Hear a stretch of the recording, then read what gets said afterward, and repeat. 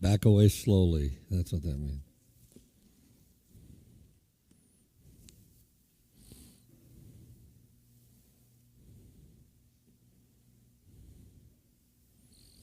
It's interesting. We just sang about we're a child of the King.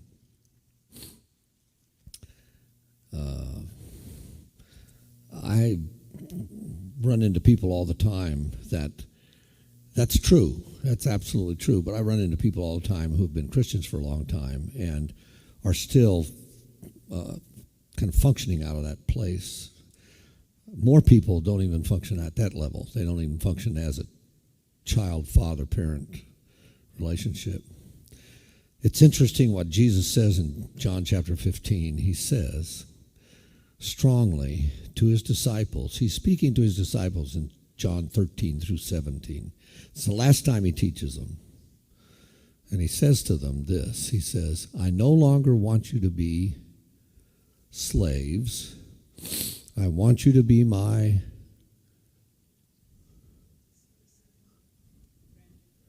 Oh, good. It's not just the mask. I can, you actually are talking. Yeah, I want you to be my friend. Friend removes hierarchy. That's pretty stunning, almost heretical, it feels like. But it's Jesus talking, and he's talking to his disciples, which we are supposed to be as followers of him. And he's saying, in essence, you need to shift the way that you're thinking. Don't think as a slave. You said something earlier when you were talking up here, and you said you were trying to do what God asked you to do. And I think God just wants you to be his friend. And I think that's harder than we think. And I think it's subtle. I don't mind the song. The song's great, and it's true. But it's the next level. Let's bump it up a level a little bit and say, what's it like? What would it be like for you to be Jesus' friend? How would that change your orientation to the way that you do life? How would that alter your perspective? And I think that's what we're fighting for. So tonight I want to do two things. I want to actually talk about emotional intelligence in a minute. But emotional intelligence is a narrow little piece of the puzzle of this great cosmic experience called mankind, and we're very complicated. And we don't like being complicated, especially not in our culture. We like to be simple. We want a simple, tight answer. We want a small answer, if you can have it that way. We want one that we can, some kind of, formula, I guess would be the way to say it. We want a formula that would allow us to not have to think in a way. We just fit into the equation, right? We don't have to show up. Well, what Jesus is saying, if I have a friend, we have to negotiate our relationship all the time. Nancy's my best friend, hands down, but we're married. So we have another layer of connection that's different than a friendship. It's more than a friendship. Our relationship is literally built on a friendship, and it's necessary. But our culture is pretty thin when it comes to friendship. Because friendship is a moment, happens in the moment. The covenant of a relationship expands beyond the moment you're in, so that's helpful. But it's good to remind yourself that you also need to have this friendship relationship that's negotiable in the moment, and that's a challenge. It means you have to be present. You have to show up. And what happened yesterday doesn't necessarily mean it'll happen today. And a friend doesn't have to, has no obligation to go along with you. They go because they want to. And God's desire, I think, if I understand it right relationally, is he wants us to want him. If I'm honest, that's one of the single most compelling things on the planet is to have somebody want you. It's crazy. It could be as simple as when I was a kid growing up, my dad worked for a Jeep dealer. He used to bring Jeeps home in Colorado in the winter, and I could make good money pulling people out of snowbanks with the Jeep. It was fun, and it's because people wanted help, and I wanted to help, and I still like to do that stuff. Somebody asks, it's fun, right?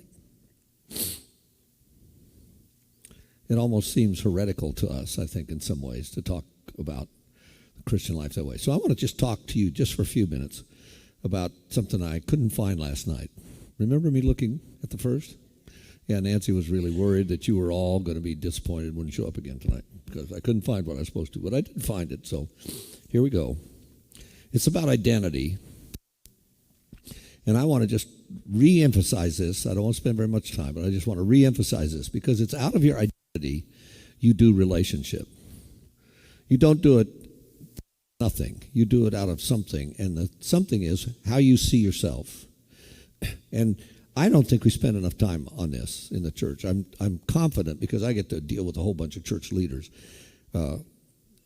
They universally don't get this. They'll teach it even, but they don't apply it.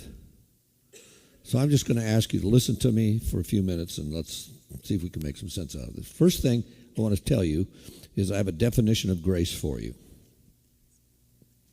If grace makes sense to you, I doubt you're close enough to really see it. If grace makes sense to you, I doubt you're close enough to really see it.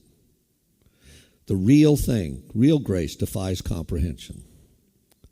It doesn't defy experience, it defies comprehension. You can't wrap your mind around it. Do you know another thing you can't wrap your mind around? Eternity. You're stuck in time. We're stuck in time and space. It's part of what fouls us up a lot. Because we want to. But here's it. It defies comprehension, not experience. Here's the definition. Grace is God's irrational, unimaginable kindness. Irrational, unimaginable kindness. And if you want a working definition of what will make a relationship whole, any relationship, it's learn how to deliver kindness in ever-increasing ways. Replace vitriol with kindness. Replace tit for tat with kindness. Replace getting even with kindness. Replace winning with kindness. Replace control with kindness. See what happens. Romans chapter 2. Verse 4 reads like this.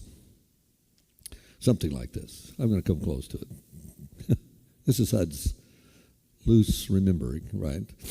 But he says something like this. He says, why are you so defiant against God's forbearance and patience toward you, not knowing that it's his kindness that draws you to repentance? What draws us to repentance?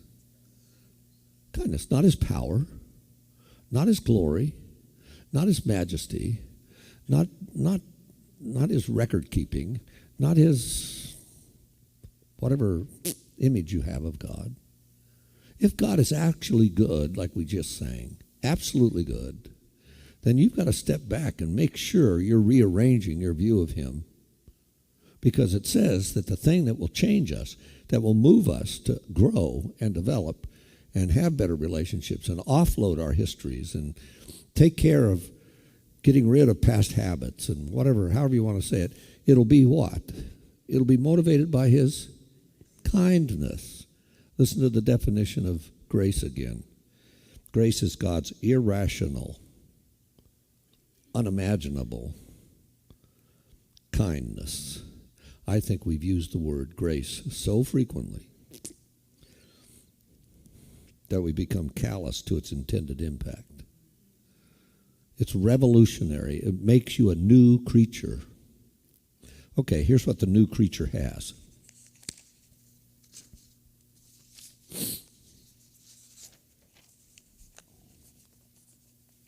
I was listening to a sermon a few weeks back, and the guy started by talking about sin and how we shouldn't. And he used sin as a verb primarily, something you do, so you should stop doing this.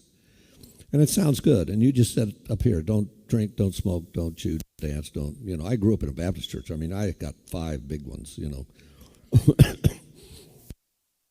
And I had the advantage in a Baptist church. You always sit in the back row, so I'm really pretty grateful that most of you avoided that.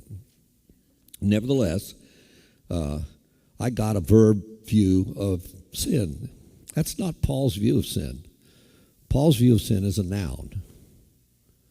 A noun is a thing, a being, an entity. It's not something you do. It's something that's against you. It's not in you at that point. It's out here. Shame is in you. Doing is something else. But we've got it so messed up that I think we don't think hard about this stuff. And so when I talk about emotional intelligence in a little bit, I'm going to make some assumptions, and I don't want to be assumptive, so I am going to give you this, finish this little task now. I'm just going to lay out some things that happened when you became a believer. And I've spent my whole life as a believer, and I'm proudly grateful for that. But I'm still barely learning how transformed I was at age 7.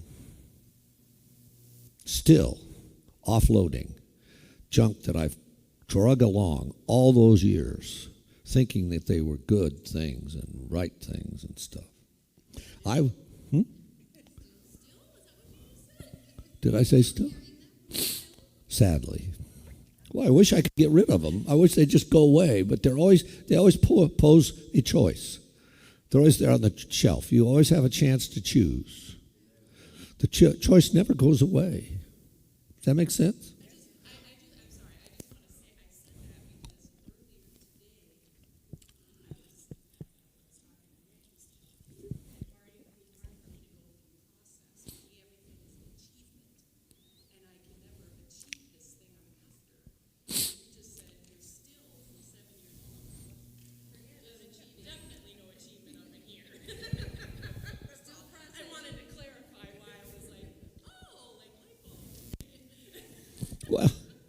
Well, our world teaches us that you can achieve this stuff.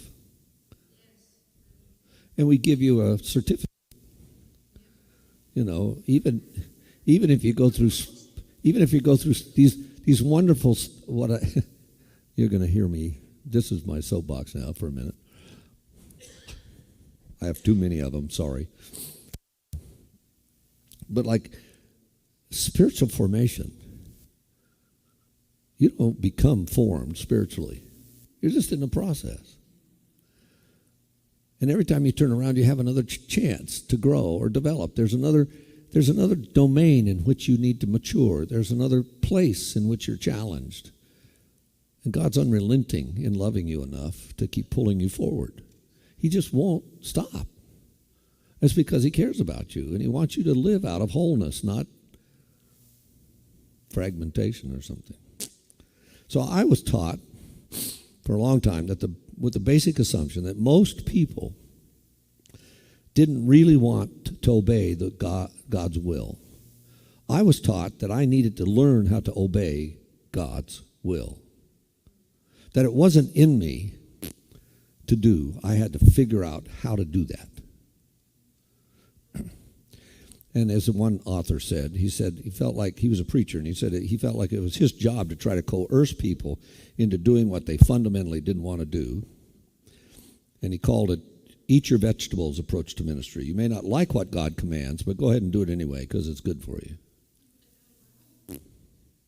Right? So here's all this stuff that we're called on to do. And we're called on to do it so that we'll experience some of the joy and the wholeness and the freedom and the whatever grace brings to us. Well, I think you need to shift that around. So I'm listening to this sermon in this church. The guy starts talking about sin and how you can control it. So he gives a bunch of examples about changing habits and altering this and doing that, etc. And guess what? Eventually he gets to talking about how you're not a sinner primarily, you're a saint who sins. And then he moves a little bit further and he finally talks about grace. And I'm pretty sure, I was pretty disturbed by the sermon because I think he did it exactly backwards. Nothing he taught in the sermon was wrong from a biblical standpoint, but it was wrong from an order. He needed to start with grace. He needed to start with how God created us in the first place. He needed to start with what we're given. And then say, sometimes you're going to run into these issues. I grew up in his style and in that order, and I think the order really matters. And so I'm going to argue with you that one of the things that got messed up in the fall was the order of things. Not the things themselves, just that they're out of order. If God can get you to look at your sin and make it bigger than his grace, Satan doesn't even have to stop by your address. He just goes right on because you're taking care of yourself. Okay? Law-based spirituality is something we're warned over and over again in the New Testament to give up. It means that we have to have a clean break from trying to earn something. We have to replace it with a new approach. The key to the Christian life is not obedience to God's standards. None of you are writing that down. It's important. It's not obedience to God's standards. He gave you standards full well knowing you couldn't obey him. Why? So that you would trust him, so that you'd walk by faith, not by sight, so that you wouldn't be a control freak, so that you'd stop trying to be God. However you want to frame that, it's the same thing. So God's foremost calling for your life is a passionate and deepening love affair with his Son. As what? A friend. A friend. Define it. Read about it. Just Google it. You'll be overwhelmed by how many people have written deeply about friendship. It's not a little deal. Okay. When you're in that kind of relationship, God's standards take their place. They take care of themselves. At the moment of being reborn, choosing to be at the moment of your choosing to allow God to do his work in your life, God gave you these things. He gave you a new set of inclinations, a divinely implanted disposition.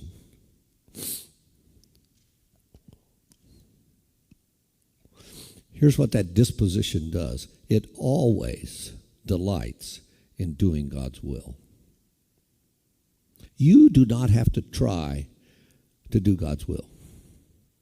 Inside of you is a disposition given to you by the cross, and grace delivers it. You, inside, delight in doing God's will. I remember some clients, I didn't know what to do with them, which happens quite frequently. And they were getting ready to walk out of my office, and I thought, I need to say something positive before they leave here today, because the rest of it just felt really negative to me. And I found myself saying to them, well, hey, you guys, will you work out of the best in you?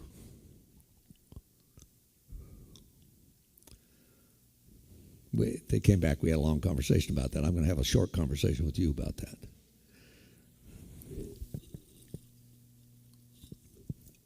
If I said that to you, here's how I think I could test it. If you were fighting with somebody, or if you were antagonistic, or if you were hurt, or if you were wounded, or if you were upset, or if you were whatever, in conflict of some kind, and I could be there and I could stop the conflict for just a second and pause and ask you a question. Say, if you could just take a deep breath here, could you tell me what would be the best, most productive, healthy thing to do?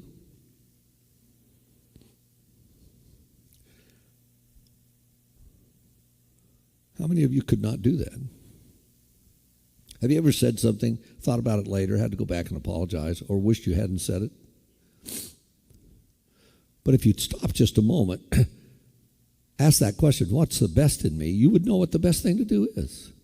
I know what the loving thing to do is most of the time with my wife. Whether I do it or not is a whole other issue. That's what it means to have an inclination or a disposition to do this. You delight in doing God's will. There's within us a spirit-wrought disposition toward righteousness that can never be extinguished or diluted. It can be submerged under competing passions. But within every believer is a desire to do the will of God, and that is a gift of God. He gives it to you. You don't have to work it up. You don't earn it.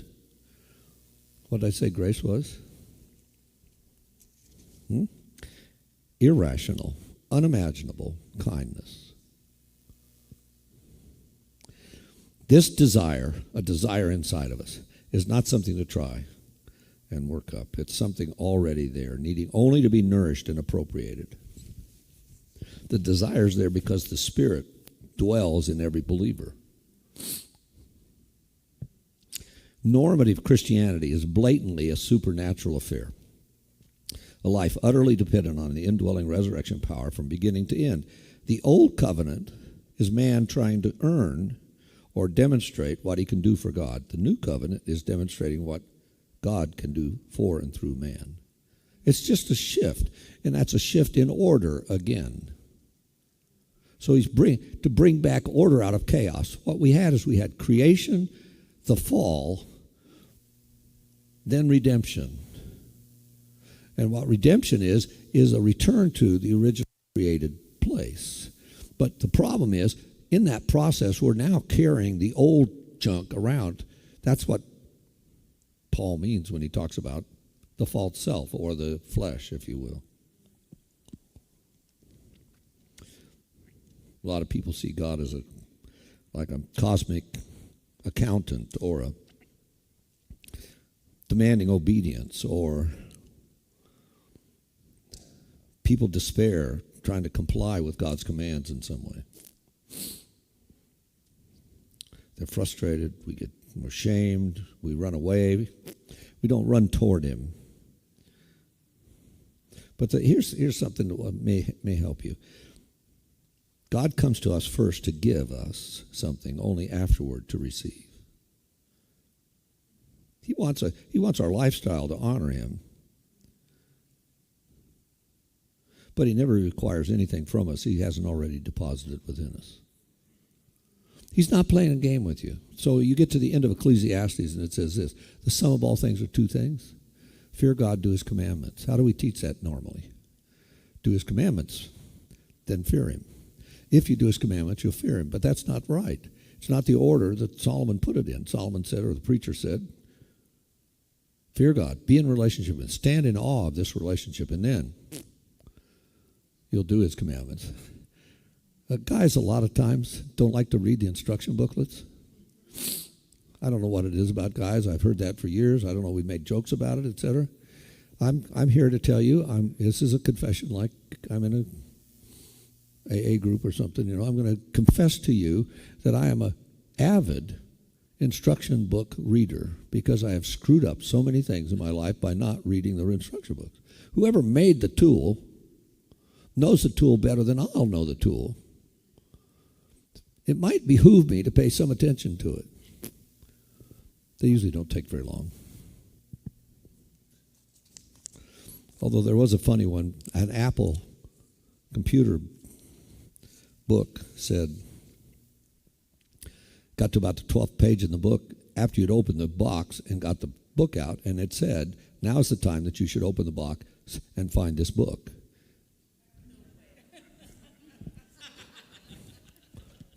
You can't get good editors, that's all. That's right. So you are given new righteousness, new disposition, new identity, and new power. And I think if we understand that, then we begin to operate on a different basis. So the things I'm going to say to you tonight, you can shake your head and say, I don't know how to do that. And I'm going to say, yes, you do. You have the capacity to do all the things I'm talking about. Why? Because God already gave you the capacity to do this. It's not like you got to go work it up or manage it in some way. Basically, what we talked about last night, you have to offload the stuff that's outworn. Short course and outworn simply means that coming along in your life, the things that got you here. Yea, God. The thing that's needed for the next step of the journey, you need to sort out the chaff from the wheat. Chaff was necessary to grow wheat, but at the end, when you harvest it, chaff is worthless. necessary than worthless. Too often we drag the necessary, worthless stuff on into the future. It's called an encumbrance in Hebrews 11. Laying aside every what? Encumbrance and sin. Most encumbrances are pretty good things to do. All right. Enough of that. Any questions? Well, thank you.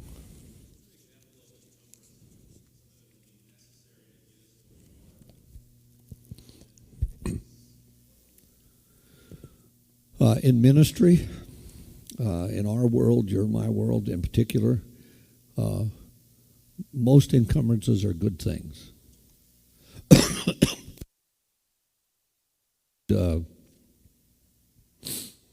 Good tasks to join, good to take on, etc. Excuse me. But the problem with them is that we're not supposed to do them all. So a lot of times it's just not being able to say no to those things that are really good things. Tim Keller writes about idolatry. Excuse me, I'm sorry.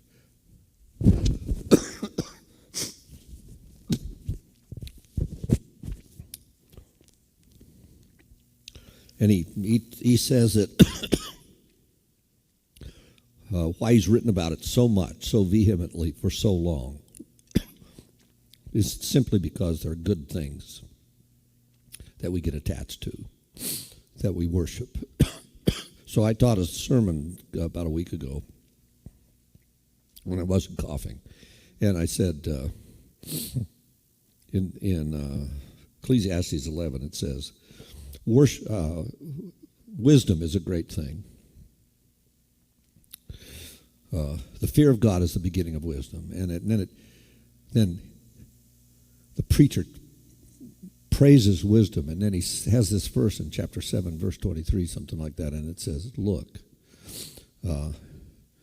I tested all this stuff by wisdom, and it wasn't enough.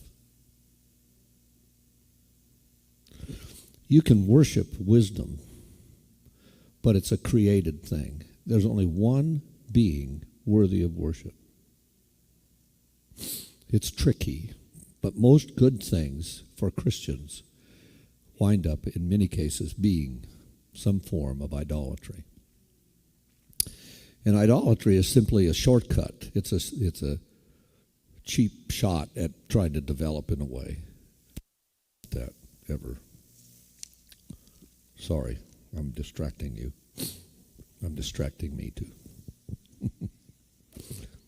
I don't know if that helps, but anyway. All right? You ready for the next phase? All right. I think what I said to you last night, and so I came a little better prepared tonight for this, is I said that there has to be a working relationship between the emotional brain and the reasoning brain. And it's the thing that's the killer for most people is they can't state their values explicitly. So I don't know if I have enough handouts. I probably do if you just take one per couple. So I need a little help here. Yeah. But I think I only have 15 copies, so you could just follow each other around. So there's 4 different pages. Yeah. Okay. And not everybody can have one, so double up as couples, please. Then you can make more copies later. How's that?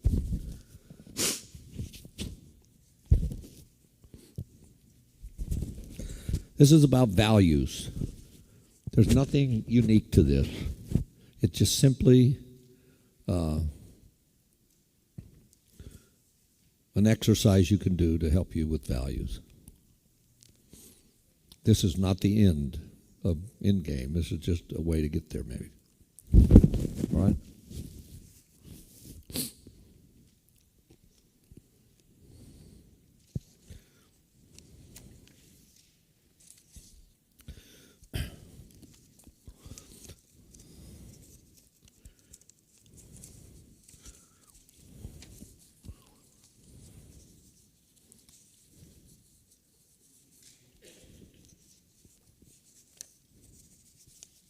So I just want to spend a few minutes talking about this because I think it weighs heavily on self-awareness, and if you're not aware of your values, you're gonna betray yourself in the process. All right? Does everybody have 4 sheets? Yeah, you need to give these 2 to everybody as well. It's over here. This side doesn't have your 2. So he gave out 2. He's giving out 2. It's so complicated. I know. It's just overwhelming.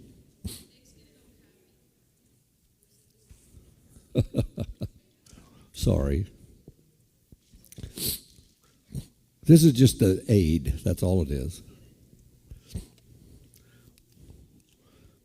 So if you take the three of the pages, the one that starts, if I have core values, how do I discover them? Can you find that page? If I have core values, how do I discover them? Have you wound up with 4 pages?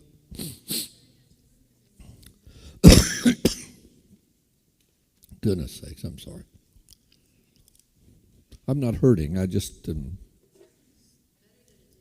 phlegm-filled or something. I don't know. I didn't want to share that with you, but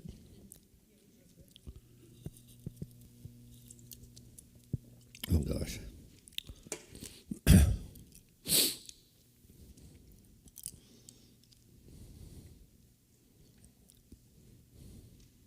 Thank you, guys.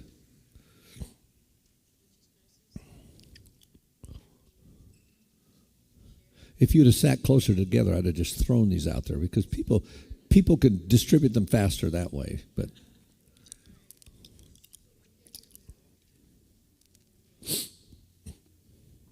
okay.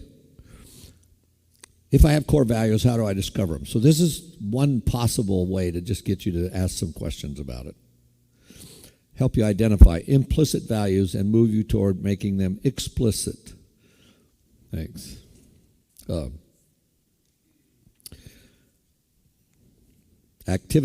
What activities do you consider of greatest worth? When your mind is in neutral, what do you usually think about? Some of you may not want to write that down, but, if it's there, you got to pay attention. When you lead, what needs to take place for you to be satisfied?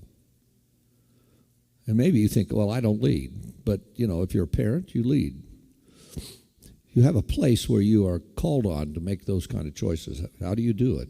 Do you do it out of control? Are you freaked out? Is it fear-based? How are you doing that? The qualities of character you most admire and desire for God to shape in your life are what? Can you list those character traits? Gentleness, kindness, long-suffering, etc. One of the things I want to talk about tonight a little bit is one of the fruit of the Spirit called self-control, which is having your ego under control. That's what self-awareness is. That's what emotional intelligence is. It's about having your ego under control. Do you think the Bible beat us to this? Just a little bit. Now, we label it differently. We call it emotional development and emotional intelligence, but it's emotional intelligence based on self-control, essentially. So, and if I read the text right, it means that God has already given you that. You have to appropriate it. Do you understand that? It's not you generating it. It's you actually actualizing it in some way. And the actions or qualities in others that really frustrate or annoy you. Now, I put that one last because I thought most of you could answer that one really quickly. And that one should probably be last. Fill out the other ones. Identify roles, functions that God has entrusted to you. Most of the roles we're in are just given to us, right? So then answer for each function. What you'd like to hear at your eulogy. I have an exercise I used to have couples do. And it's a very emotional exercise, but it's a really good one. And it's where you are sitting alone in a quiet room, and one of you lays down on the floor. And if you're really good, you give a daisy to the person on the floor and let them hold it, because they're dead, and you're gonna eulogize them sitting there as their mate. And I had a whole bunch of couples at a retreat, and I did this exercise, and I was probably foolish, but I did it anyway. And you know the group that could not do the exercise? All the psychologists, all the counselors. None of them could do it. I thought that was so fast. I just needed to take them off and have a little group over here. We never did do it, but they needed it somehow. So you sit there and you talk about this person that's now dead. What would you say? That's a eulogy, isn't it? How do I remember you? What shows up? What matters? What counts, etc. All right, and then review your answers, find key phrases, see if you can find a thread through it or a theme to describe who you are. Look for terms that are most significant. Determine to write them. Determine the value, not the form of it. Determine the number of values. See if you can't write 5 to 10 of them. Determine a format for them. What prevents me from discovering and sharing who I really am? Fear and shame are the big ones. Okay, and then the conclusion is character development involves the process. This is the next page of getting your story straight. One of the cornerstones of lifelong development is articulating your values. It has to do with finishing well. You can't finish well if you're leading a divided life. And here's Rittenhouse. He writes this: the outcome of not leading from integrity is to lead a divided life, to behave one way on the outside while believing or affirming something completely different on the inside. That's what I call hollow soul or shriveled soul syndrome. It's amazing how many leaders I run into that have that. They're divided. They produce over here, but over here there's no integrity. There's no necessary connection, bridge between those things. So emotional intelligence means that you have to be whole. If you're not whole, then this becomes manipulative in some way. And then prioritizing core values, it's just another way. It's a tool to try to get you to ascertain that. Then the other page I gave you was a list of personal values, right?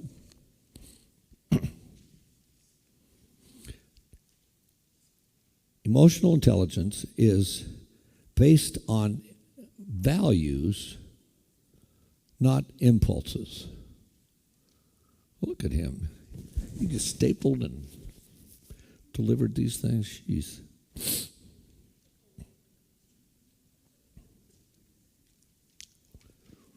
The stronger you are with your values, the less impulses have control. So what you're doing is you're taking the emotional brain and moving it over to the reasoning brain and allowing the reasoning brain to deliver the decision making, and then you can go back to the emotional brain and tell it what you want it to do. It's the way you're made. Your emotional brain will always activate first. So values are a necessary ingredient. I didn't want to leave you without anything, so now you have something. Right? Do you have any questions about this? I dare you to do it. I think it would be great for you. Both of my kids, my 2 daughters, have what they call family, what do they call, codes or something, family. They don't use the word value, but they use something. What it is it's a list of aspirational values, how we want to be with each other, how we want to be in this family, how we want to live life in this home, how we want to respect one another, and that kind of thing, right? And they put them on the wall in a, macrame thing or a cruel thing, or anyway. But the point is, they've made them explicit. And you can go back to them, and then you can be held accountable. You can't be held accountable if these things aren't explicit. Do you realize that? Accountability is one of the most slippery words in the English language. You're the one that determines whether you're accountable or not. End of sentence. Nobody else can. We try. Our legal system does a pretty good job, but it's not foolproof for sure. All right.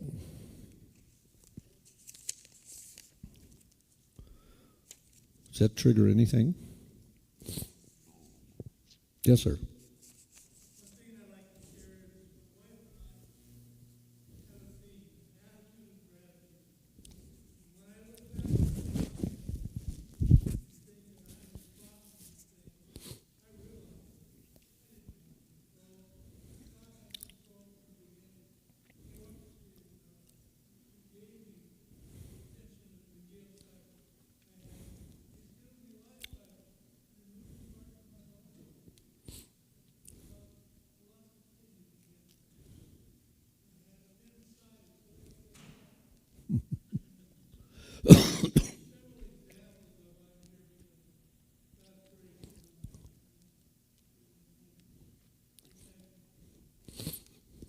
Romans 1, 18, 19, somewhere in there it says, although they knew God as God, they didn't honor him as God.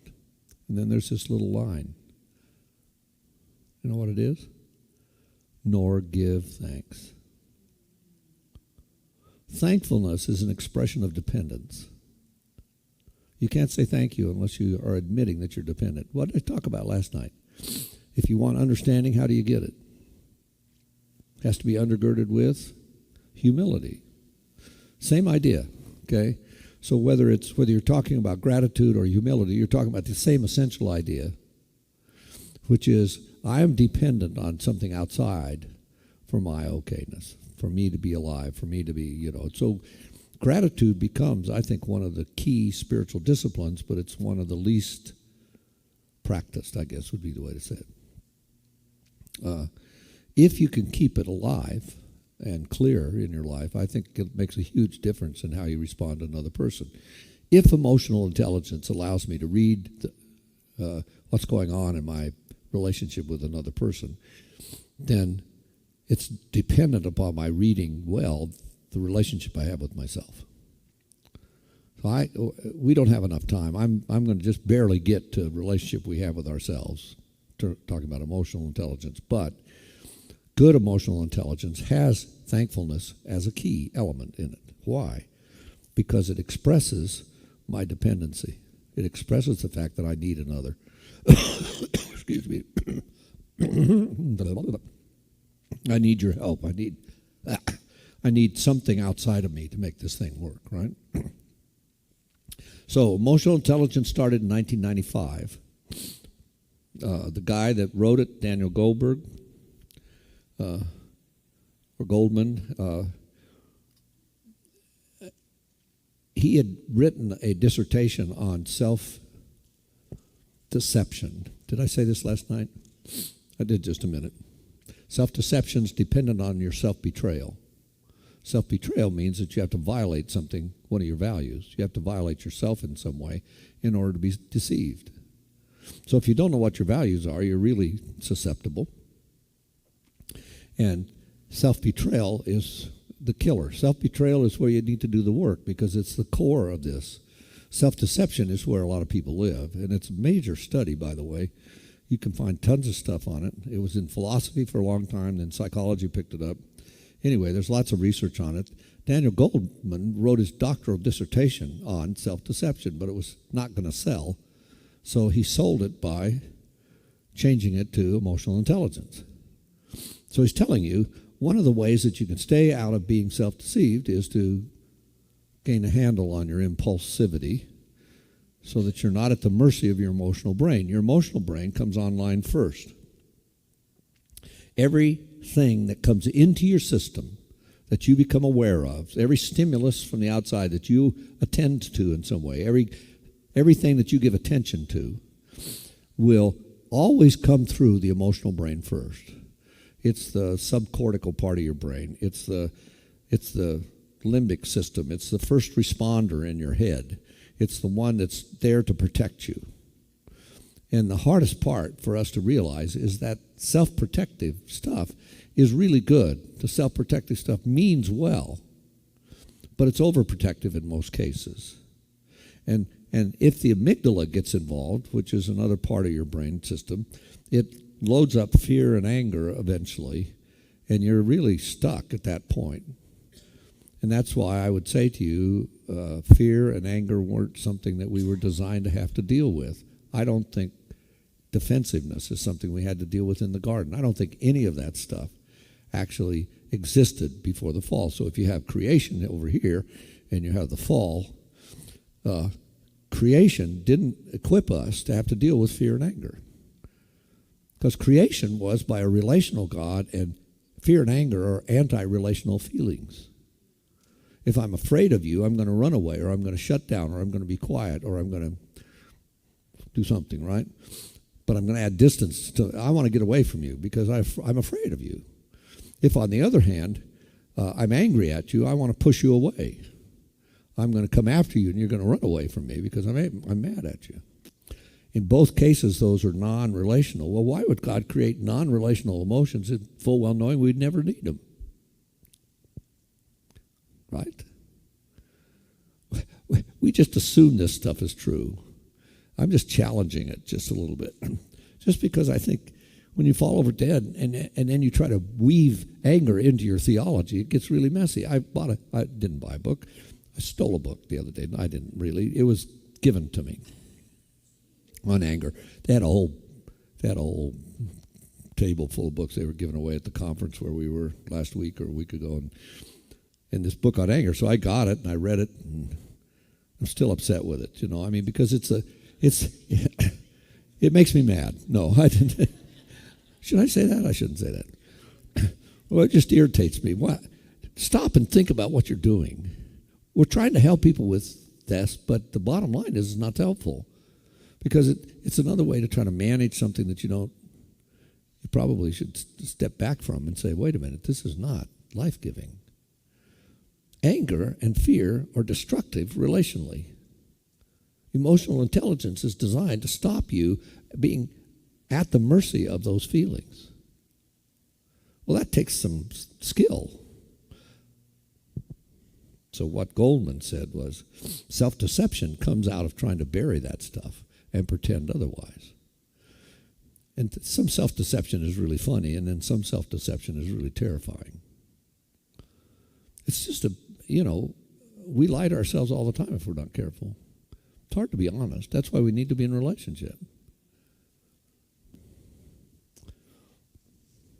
You can't see your own butt.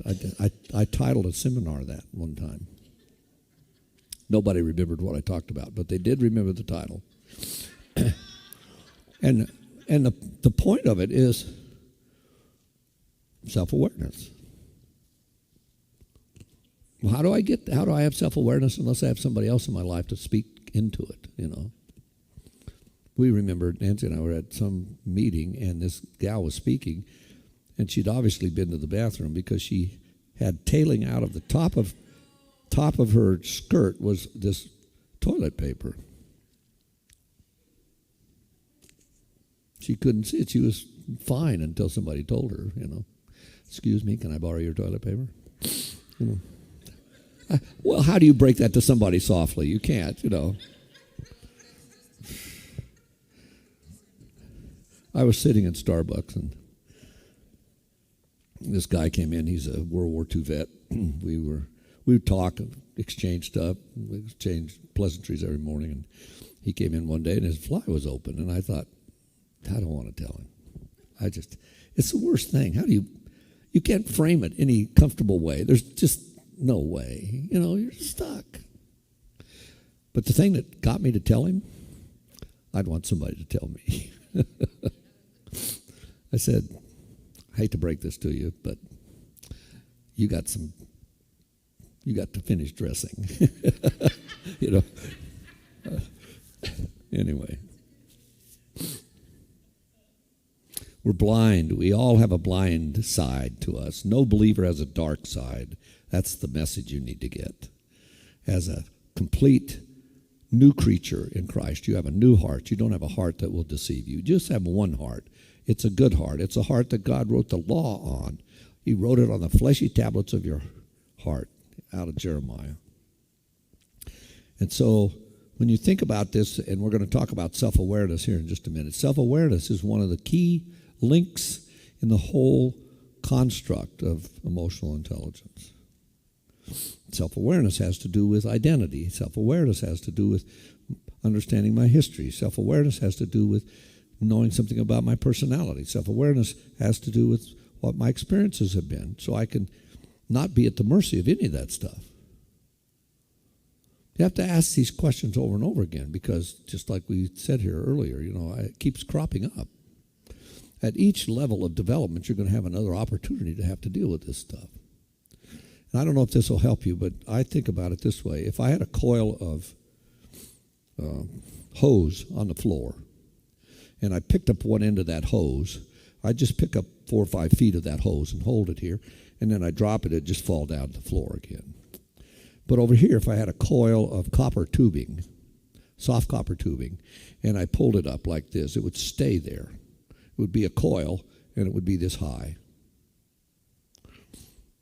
Here's why that I can use that as an illustration. For most people, the lack of development in their life means that every time they come around to a soft spot in their soul, a vulnerability, a place where they're weak, a place where they've been injured, a place where trauma has happened, a major death or a violation of some kind, and there's an anniversary date for it. Whenever that anniversary date is, they're likely to feel like the hose, and they have the experience again, and they think nothing's changed. But I would argue, if you're growing, you're going to continue to have that experience, but it'll be at a different level each time. Does that make sense? So every August, when 4 people in my family were killed in a car accident, I'm going to go down every August, and I'm not going to be surprised over here. Over here, I'll be so impacted I'll be immobilized. Does that make sense? So even things like that, understanding better how anniversary memories affect us, and then understanding how memory even works. This is all part of self-awareness. Memory is a lousy gauge for anything, by the way. If you watch eyewitness news, you better shut it off, because there's no way you can trust eyewitness news. Our brains don't function like a photography, or like a videographer or something. Just okay. So what Goldman came up with in '95 was this was taken by the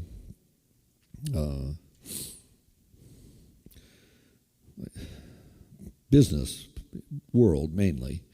And so the rest of the world has kind of stayed away from it. But what you look for is you realize that the people that are the most effective are the ones that are the most developed in terms of emotional intelligence. So there were 5 things. He said at the first, you don't have to take them down. I'll give you 4 in here in just a minute, make it easier. But they started with 5. Self-awareness, self-regulation was the second one, motivation, empathy, and social skills. Then later on, that morphed into self-awareness, self-management, social awareness, and relationship management. So it kind of narrowed it down to 4. Now they're back up to 6 or 8, depending on who's selling you the book at the time, okay? So it's not like a discrete element. It's just, can you stop and think about this? But the 2 that stayed steady in both cases was self-awareness, and the second layer is self-regulation. Well, most of us, when we run into problematic emotions,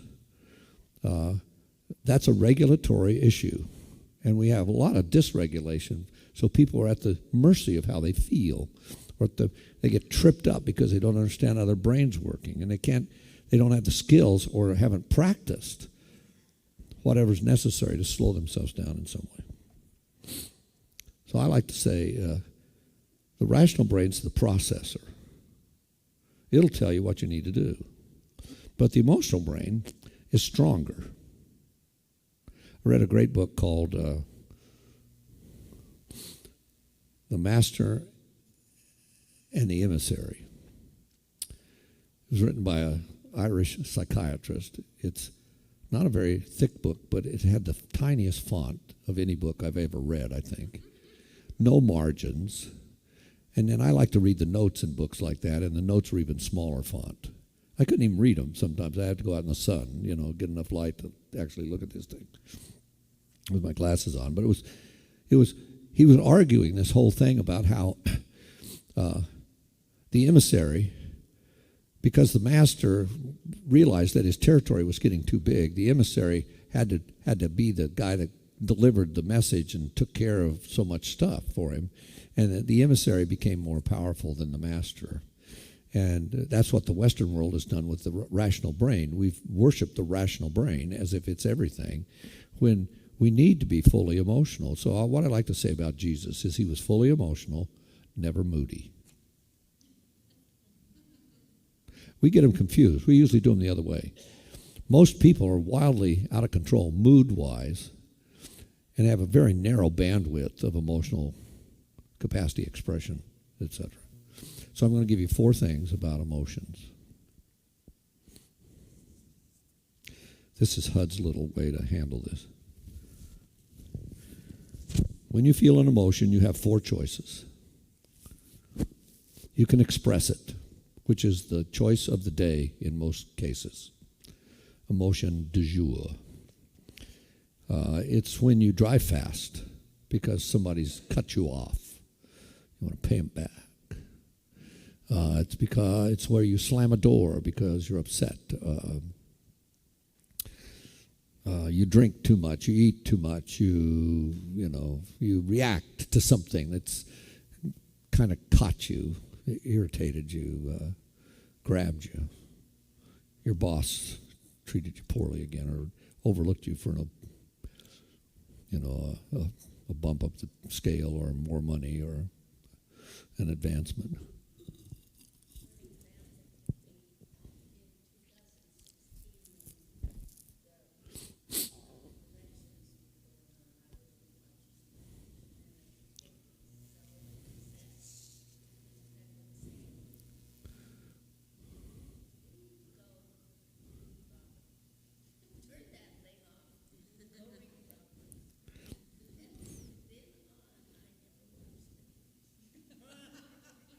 Well, the news became so toxic, right? And you couldn't trust it. Maybe we never should have trusted it, but that's beside the point. You couldn't trust it then. And she was yelling at the TV, and I just thought, that's not exactly the atmosphere I want to live in. And so I said to her, you can watch it, babe, but you need to go read Proverbs an equal amount of time. So, and it worked. Neither of us I don't think I've watched a whole news show since. And then maybe I've seen a couple, but they're not news, so anyway. Okay, so expression is the most go-to thing. You have a small child, like a 1-year-old or a 2-year-old. I was sitting next to I guess she's 2.5, 3 years old, however old some he is today. We were playing cards. Slapjack. And she expresses her feelings every time. She doesn't have anything else to do, just express them. I picked up a little kid one time, and I just taught about parenting and how you need to be eye to eye with a child. You need to, if you're really going to connect with them, you need to look them in the eye. And so I picked this kid up, little kid, picked her up, and I said, hi. I was talking to her or something. She looked at me for a minute, and then she went, bad breath. She just turned. She was expressing her feelings, in the most accurate way possible. I went, okay. Put her back down. Okay, so, thanks. Expression is one. Oh, gosh. This is so dangerous. You all know that, though. I'll just hold it.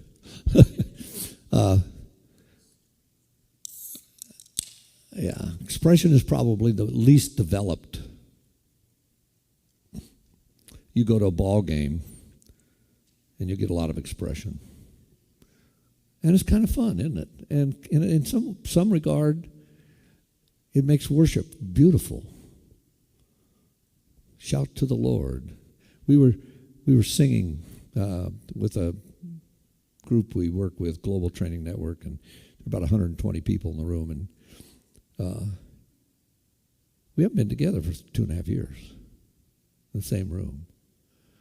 And there was energy in that singing that was not normal.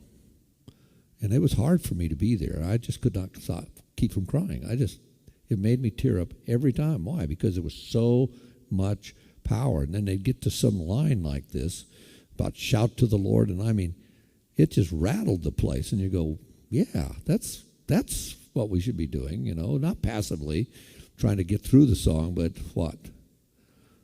Delivering it in a way, Okay, so that's expression.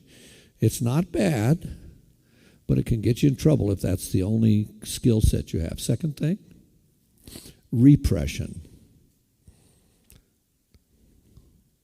That means you're denying that you're feeling something. It's the kid that stuck his finger in the fan. He pulls it out, and he's holding his finger, and he's going, and you look at him and say, how you doing? He says, didn't hurt. Didn't hurt. Well, it did too. I don't know who told you that it didn't, but it does, so own it, But he had what? He was trying to repress it. Now, that may not be the best illustration, but it's easier to make physical illustrations than some others. So repression is what forms ulcers. Repression is what eats up your interior world. Repression is usually not very productive, healthy-wise, in any sense. It's a form of self-betrayal, if you really want it. Third, suppression. Often a necessary skill with emotion. If you feel something immediately because of some event that happened, suppression means that you hold it. You're not denying it. You're not expressing it. You haven't repressed it. You're just holding it. And you're holding it until there's an appropriate time to deal with it. I had a friend of mine who was a counselor, and his wife was as well. She just got her doctorate, and they were playing tennis together. They played doubles, and he said something to her on the court that was pretty nasty, otherwise known as a zinger. And she just kind of said, wow, where'd that come from? And then she chose to suppress it. And they got in the car, and they were going home, and after some chit-chat, she said to him, do you mind if I ask you a question about something I heard you say tonight? And he said, no, of course not, And she said, well, this is what I heard you say. And she told him. And he said, oh, my gosh, I did say that, didn't I, kind of thing. And she said, well, could you help me understand why? Or what message you were trying to send? And he said, I don't know. Is that a good guy's response? Yeah. Sorry, guys, but I'm picking on you a little bit. Most of us guys are not very well developed in this area. So he said, I don't know, but I'm going to think about it, and let's talk about it tomorrow. Here's what he came back with. He said, I think I'm afraid you're going to leave me. She said, where in the world did you get that? And he says, well, now you've got the doctorate, and anyway, just tapped into his insecurity and all this kind of stuff. Fascinating, huh?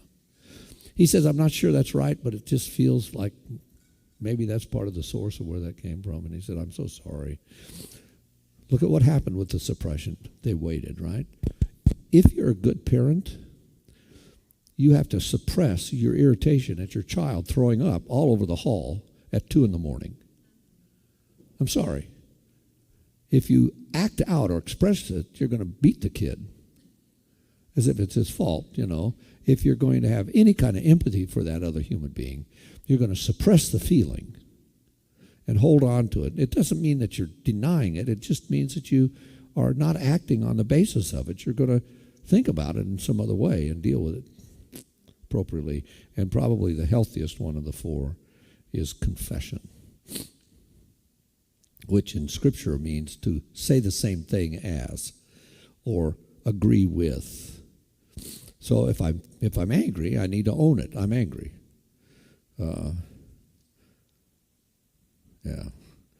I'm exercised by a lot of things in the world. That's the word I use, exercised. I'm grieved.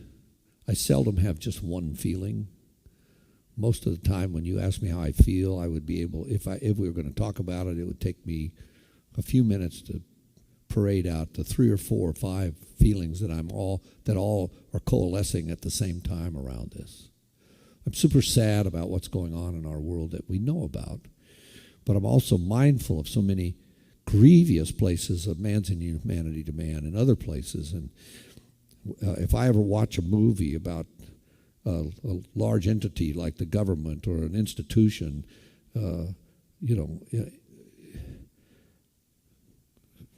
denying life to some human creature, it just is. I get depressed. I have to. We walked out of one movie. I had to walk around the parking lot 2 or 3 times where I could get in the car. I just could not do it. So, but I had layers of feelings.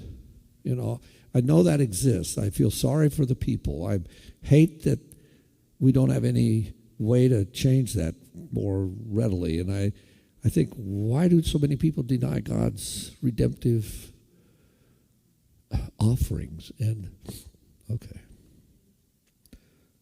Do you know what I'm telling you about? I'm telling you about self-awareness. Now, you can't self-regulate unless you're self-aware.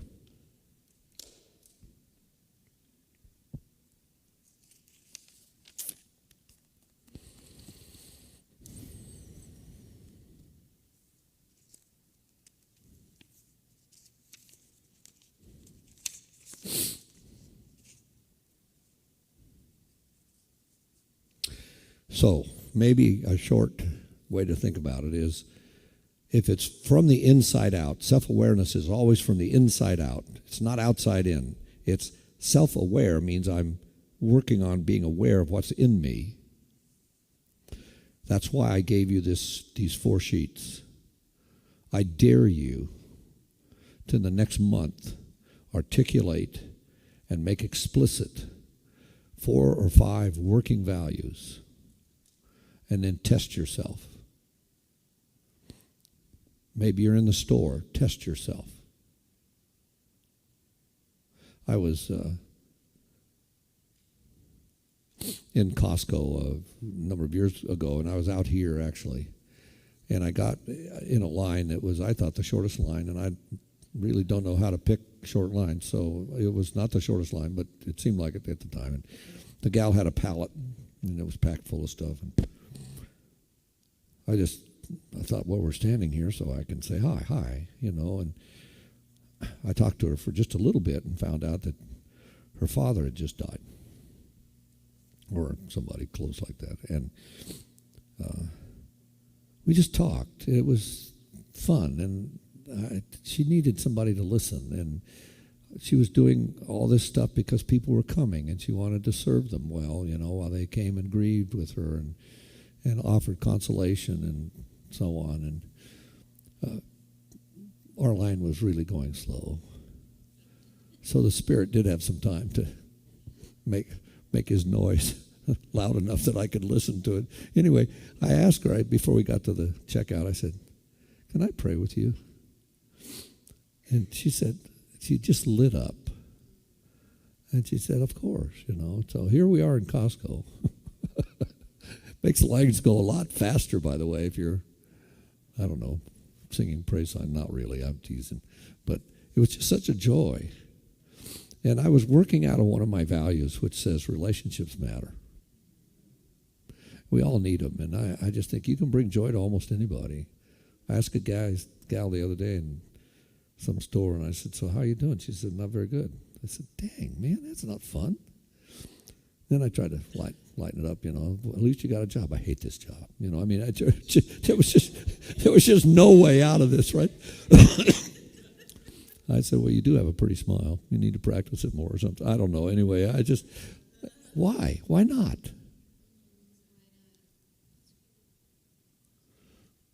And you know what irritates you? You know what causes most anger? Time issues. My wife was late tonight. She didn't know it. I knew it. She was late based on my schedule.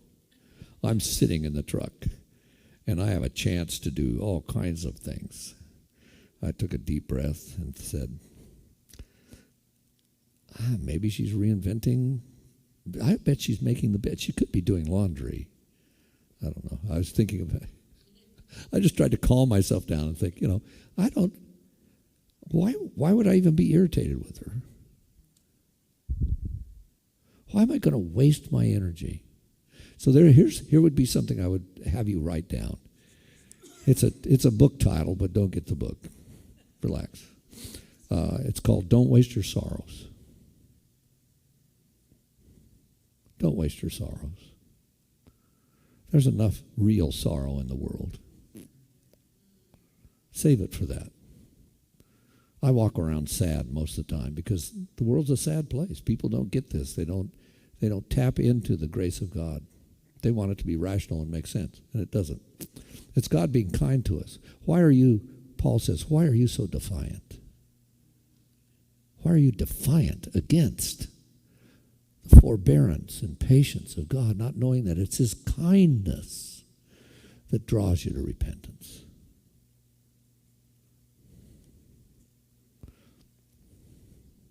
Questions? We have 30 minutes. I can talk about lots of things. It wasn't about you at all. It was about me.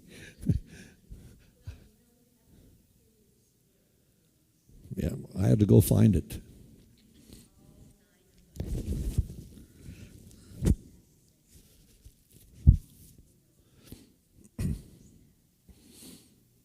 Well, I like you, and I didn't want to be mad at you, but more than that, I like myself because I'm God's created being, and He doesn't want me to be mad at myself.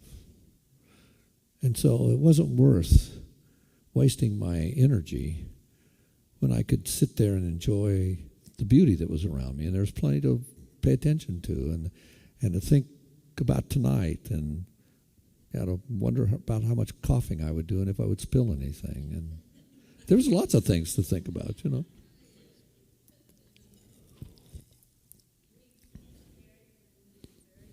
Oh, don't tell them that.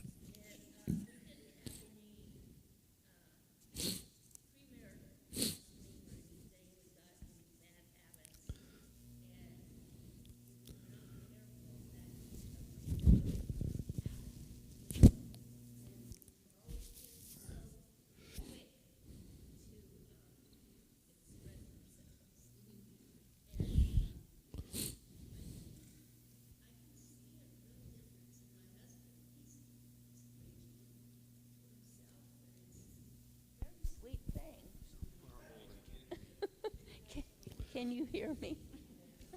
Not when you're waving it around, honey. Has to be close to your mouth. But it's a very sweet thing to not do spiritual formation, which is spiritual, but to have this understanding of who God's made you to be, that identity in Him, and to, Calvin said, without knowledge of yourself, there cannot be knowledge of God. And so to be able to understand more and more, and here we're in the last third of our life for sure, and it's lovely to be able to still keep growing and finding out who we are, and then that's part of this spiritual being. That's a whole being if you know who you are and you know who God is and you know you belong to Him, that He is the God of the universe, but He is in our lives, in our souls. It's what could be better than that? Okay, so here let me talk just a little bit about emotions themselves. It's not positive emotions we struggle with, it's the negative ones. So I'm going to tell you about 4 negative emotions that we all have. Anger and fear, which we've talked about. Sadness and shame. I have a particular axe to grind with shame. I think shame, a lot of people try to make shame beneficial. I don't think it is beneficial biblically. I think Jesus died for guilt, not shame. I think shame is Satan's artifact to try to replace guilt because God took it away. Jesus died for your guilt. That's what the finished work of Christ means. But when you resurrect that and keep it alive, then Satan attaches shame to it. Shame is the doorway into your life that sin enters. It doesn't come any other place because you're a new creature. Anyway, so you have those 4 emotions: anger, fear, sadness, and shame. And I know that you worked over anger and fear in Psalm 4, you said. So Psalm 4:4, you ought to have it imprinted on your brain because it's so helpful to realize that you can have those feelings and then you do the thing that the psalmist says. He says, wait. Wait. But you got to pre-decide.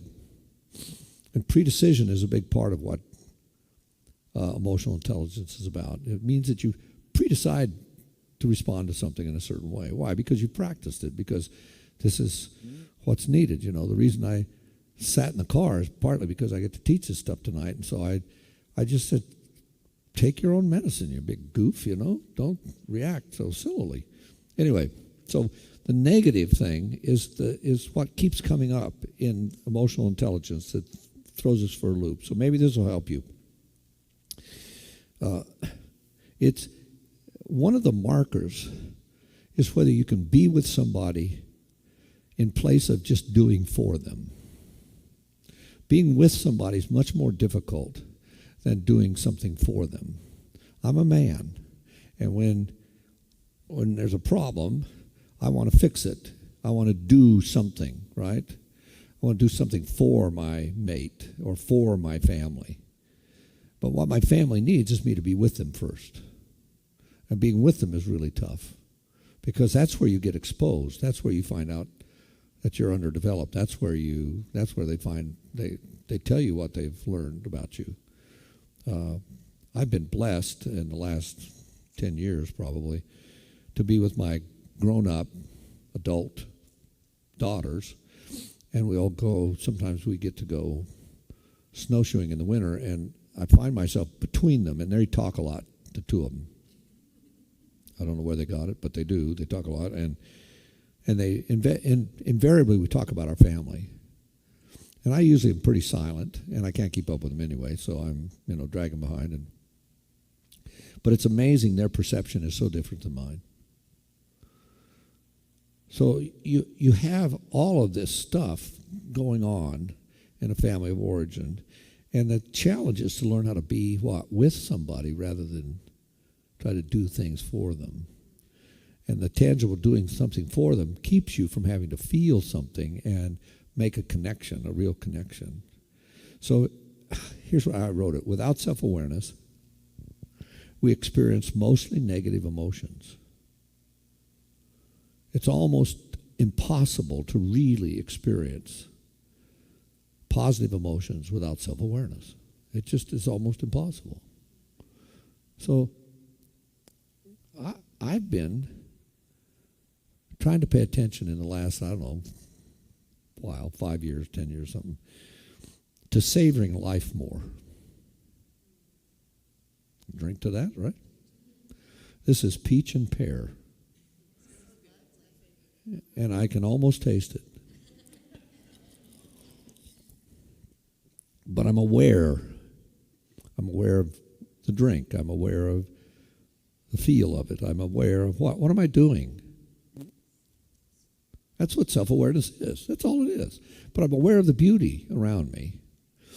And if you'll pay attention to that, it's amazing what will happen to you. So you can't tame emotions unless you name them. Sarah gave you a wheel. You got it? Put it on the breakfast table and practice learning some new words. It would be good for all of us. Why? Because the better they're named, the better off you are. Of the 4 negative emotions, which are the ones you go to the most often? Yeah, perfect. Of the 4 negatives, anger, fear, sadness, and shame, which are the ones, which is your go-to? You should know that. Yeah, most people do, actually. And then begin to realize there's always a reason for what you feel. You may not be able to figure it out right away, but there's a reason. Feelings don't just come from nowhere unless you're on drugs. Okay? Maybe on drugs or, brain damaged in some way. Feelings can generate other places, but by and large, feelings have a reason. something out of your history, something practice, something whatever. So if there's a reason for what we feel, you need to step back and try to figure out, what is that? Why am I triggered that way? If I could go back and reparent my kids, I would just love to do it now. I really would. I didn't do a bad job. I loved them dearly. I didn't violate them in any way, none of that. But I was underdeveloped. And I would react to them out of anger when it wasn't necessary. And quite often the anger was just a cover-up for my being afraid. I was afraid for them, and I couldn't articulate it. And when I could begin to articulate it, it changed the way I acted. And if you want to be gentle and humble, and that's part of what that's about. One other thing you need to realize is when you're under stress, it's the very best time to do this work. It's the best time to be aware. It's the best time to say, wow, there it is again.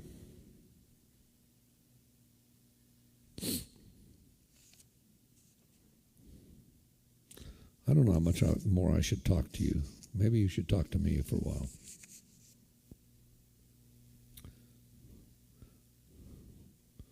"20 minutes.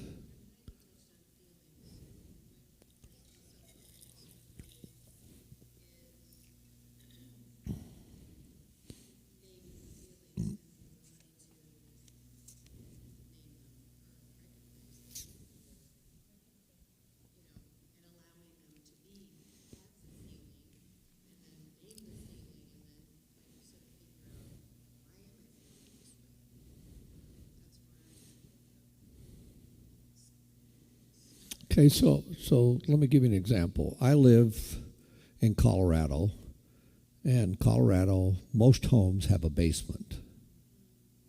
We lived in Texas for a long time, and almost all the houses in Texas were slab homes. We lived out here in Newberry Park for a while, and Newberry Park homes are on slabs, right? Earthquakes affect that stuff, I get it, but the bottom line is, if you use that basement imagery as a kind of a sad imagery, but an imagery of a human person, most people's basements are full of suppressed, hard emotion that they don't want to deal with. And if you put anger in the basement, it will take on a life of its own. And it's like there's a bunch of monsters in the basement, basically. But they won't come upstairs. They will go outside and come in the front door in another form. Okay? So most anger comes in the front door as depression. Because my dad grew up in a church that basically said that if you are a good Christian, you won't be angry. And so at the end of his life, I think he was angry. He was angry that Mom died before he did. He was angry at God for not taking him sooner. So I think he just pushed himself to be depressed. And if it wasn't so classic, it would just be something. But it's just classic, and it's sad. He didn't need to do that. So I would say, if you are a whole Christian, you need to only buy a slab house. Get the stuff out of the basement, please. Stop by the dump, get on with your life. Learn why it's down there. Well, you're angry because your father was angry. I'm insecure because my father was insecure. I know that. I know where it came from. I'm not surprised by it. It shows up. I say, hi, go sit down. You're not telling me the truth. I know it's not telling me the truth, but it's still there. It's a triggered emotion, and it comes from stress usually. Stress of whatever. So, name them. Guys have two emotions. Did you know that? Anger and irritability. We're so well designed, It would be nice to just expand that a bit. But it takes time. It takes time. It means that you have to sit and you have to look somebody in the eye. and say, I want to know.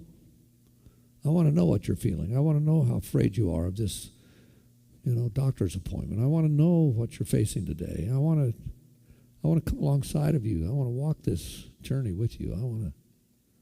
How do you do that? To be with the person rather than to do things for them. Stop being so busy. Find space to just hang out. And sometimes all it takes is presence. Now, I don't know about you, but I work in a shop, my own shop, and every now and then Nancy will come and just sit. She'll read a book or something, but she just sits in that area while I'm sawing wood or nailing this or gluing that or whatever. And we don't have to talk. She doesn't have to participate. Just her presence, being with, is really powerful. It's not very efficient. It's just terribly effective. Does that make sense? Why are you making me talk? Come on. I have more to say, but I don't know that I need to go a lot further. So you're looking at two things: self-awareness. By the way,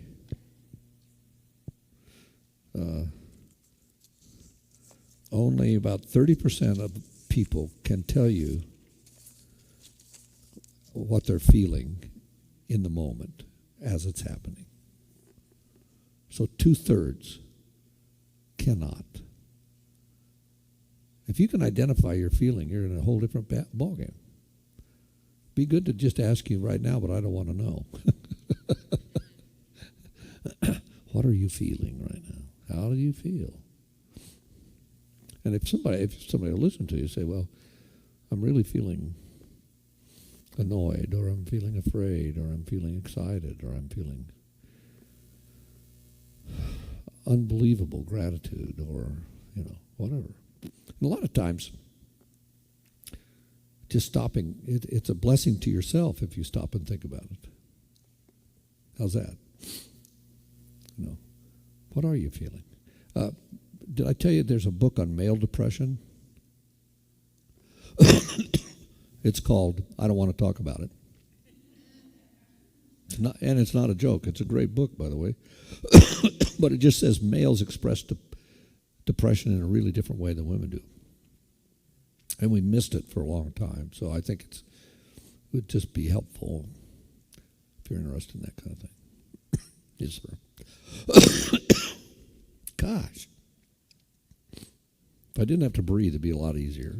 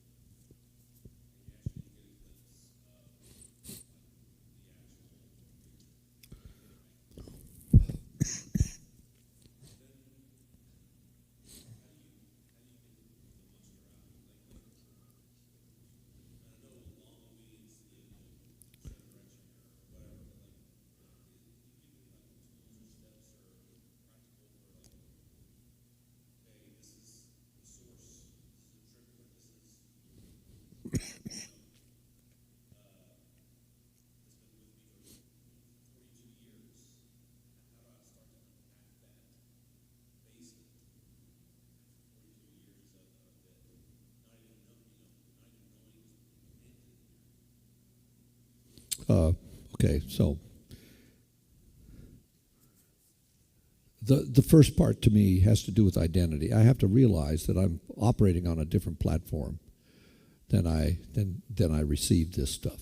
So if I received abuse or distortion or some malformed message out of my history, doesn't matter where it comes from. It could come from your family. It could come from schooling. It could come from all kinds of stuff. Being in a war zone, for instance, all kinds of stuff affects people, and what it does is it galvanizes us at that point because we're designed to self-protect ourselves after the fall. We are naturally self-protective beings. That guardian role of the brain is what the brain feeds on most of the time. So if I'm going to do some work to disarm that stuff, I have to be able to step back and ask myself this question. What's the difference between what truly is going on at this moment and the reality of how I'm feeling? Now, if I had time, Nancy and I would do this dance in front of you. Because every time I talk about it, she gets triggered, and she gets rightly so. But it's a memory. And so when we talk about it for very long, what it does is it brings up this reality. So the feelings are repeating themselves in this moment of something that happened in our relational dance a long time ago, 30 years ago or some such thing, right? But it feels real. It's not actually happening now. Now, watch this. What's real and what's true are different. And the goal is to separate the two so that I can identify this, own it, talk to it, but realize it's not actually going on here. I had a client one time. She had been abused by her father for a long time, horribly, sexually. He'd used her as a surrogate spouse for about 5 years. So it's pretty serious stuff. And she was dissociating, which means that she was leaving the room psychologically. She was just trying to protect herself, because when we talked about this stuff, it brought all of this history out of the basement, right? The feelings came out of the basement. The experience came out of the basement. And I knew she was in trouble, and I knew that, we weren't going to just have a normal conversation. So I got up from my chair, and I walked around behind it, and I leaned over the top of the chair, kind of like I'm doing right now, and I said, "Hey." She kind of looked up, and I said, "Look at me." Now, it's not lost on me that I'm a guy. She probably needed a gal at that time, but she didn't have one. She had me. So I said, "What's going on between the two of us right now?" She looked at me and she said, "Nothing." I said, "That's right. That's the truth. That's his hand." I said, "How do you feel?" She said, "I can hear his footsteps coming down the hall." Both present. One's the truth, one's not. At UCLA, they did some massive research on trauma, and I got to hear this one guy talk. He wrote a way too expensive book, so I called him and asked him if he would send me a monograph, which he did. It was really nice. Anyway, basically he says that's the challenge for people that have a full basement. They have to be able to separate those two things. And you have to keep separating them.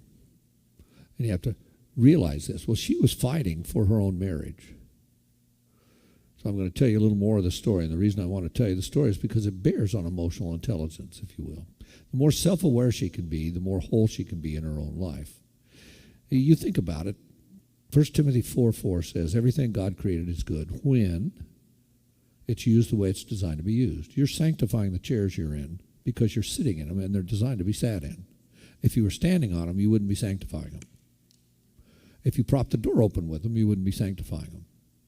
They would work, but that's not the way they're designed. You're sanctifying them by sitting in them because that's the way they were designed. Okay, so she was struggling in her marriage. She had one child, but sex was just awful. Can you imagine why? Now listen to what Timothy says. Everything God created is good. So sex is good. So if we start with the creation, God created sexuality for a reason, and he created it in a certain way. But you can pervert it as well as redeem it. Well, she had experienced half of her life, or most of her life at that point, a perverted use of sexuality. It was still sex. It was just perverted. So, and it was violent and destructive and all kinds of stuff. It was violating. So That's not the word I want, but anyway. Over here on this side, she had not experienced much redemptive sexuality. So the challenge for her was to be able to identify those two in the moment, right? She calls me maybe 3 or 4 years later, and she said, I wanted you to know, for the first time, when my husband and I made love, he looked normal size, because the typical perception of a violated sexual person is that the violator looks big, and they have an abnormal, you view them abnormally. Well, that's looking out of the basement, if you will, instead of turning the light on in the basement and saying, I understand where that comes from, but that's not him. Does that make sense? So she calls me, she just says, for the first time, he looked like he should. So I'm about ready to cry now. I did cry on the phone with her. How can you not? I don't know if this helps, but I just gave you a major trauma process. It's not magic. This reality shows up. It feels real. But it's not the truth. The truth is we're here now. The truth is we have each other. The truth is, that's the truth. Right?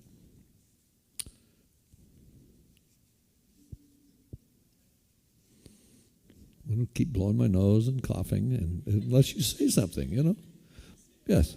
Wait a minute. We got somebody way back in the back. From on high. Speaking from on high.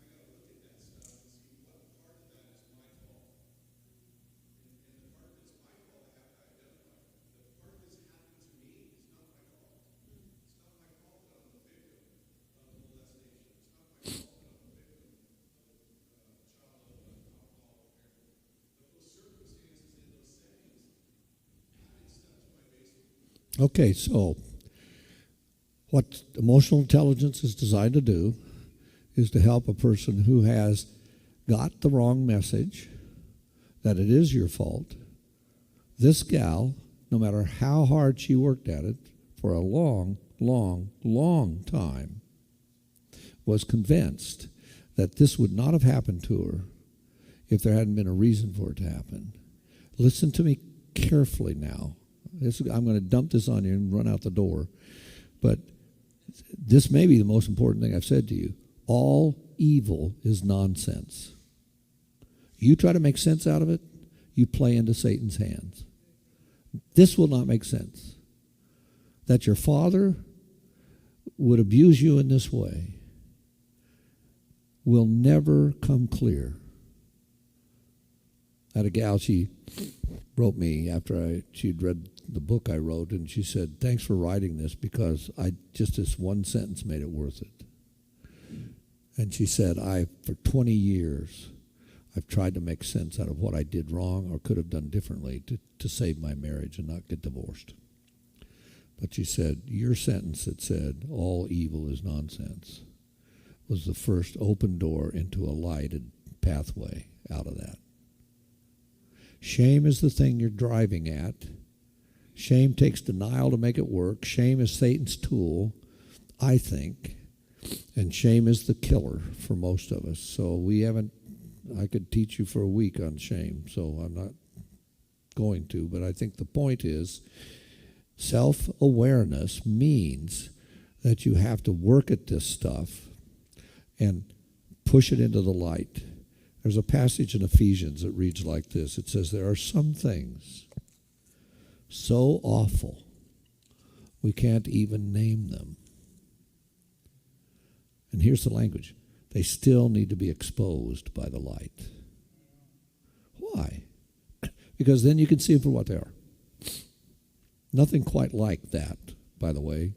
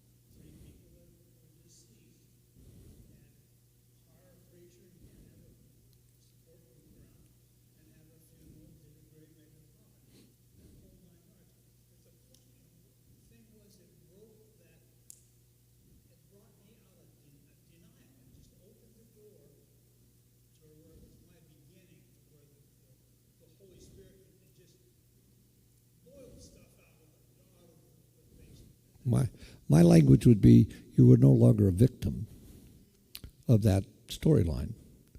You know, you weren't a victim of those 3 deaths. You weren't at the mercy of what was in the basement, if you will, any longer, because you have to keep the door shut all the time, right? So clean out the basement, no matter where you are in life. And you can do it. Because why? Christ died to set you free. Let me pray. Father, I am grateful for this time. I'm grateful for the fact that you did die to set us free, and I'm grateful that your ways are not our ways. They're just a whole lot better, and I'm grateful that your grace is sufficient, and we never have to ask for more, and I'm grateful that you gave us a measure of faith, and we don't have to ask for that either, and I'm grateful that everything we need for life and godliness is already ours. And as you said to the elder brother in the prodigal son story, you know, all that I have has always been yours. You're talking to us over and over again. You provide us everything we need, so we don't even have to come to you for needs. You just want us to want you. Help us to begin to realize just a little bit how much you want us and how powerful that is. It's not benign. It's core, and it's necessary. And yeah, we all carry this junk around, and help us to disarm it in freakishly violent ways so that we can be free. Help us to renounce this stuff in the powerful, powerful name of Jesus. And render it impotent. We can't get rid of the thought, we can't get rid of the memory, but we can get rid of the power. It no longer has to have toxic impact. Now it can be a source of reminder of your marvelous grace, and we can turn around and offer to you great, great gratitude. That's what I want to do tonight. I want to thank you for the freedom we have to do this, the place we're doing it in, the richness of your provision for our lives, that we're not in the middle of a war zone, and that's just pure selfish on my part, but I am grateful for that. And I pray hard for the people that are. I do not and I cannot comprehend that. I don't care how much history I've read.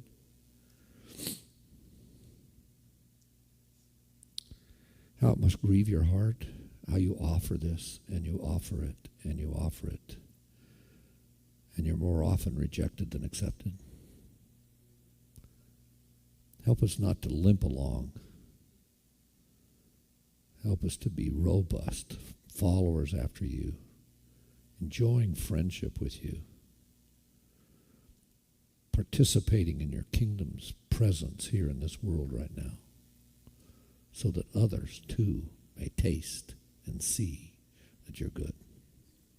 Well, wow, thank you. Thank you for your Son. Loving, powerful, gentle,